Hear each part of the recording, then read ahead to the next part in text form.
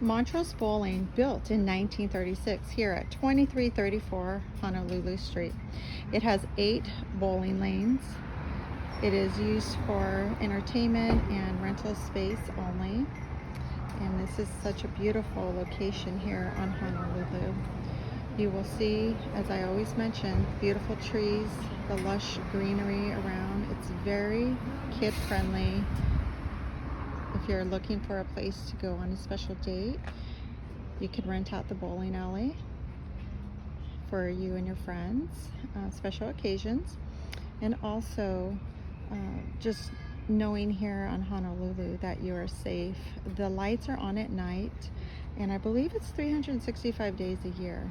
It is so quiet here during the day, but come out and support all the local boutiques, restaurants. There are some of your medical doctors are here.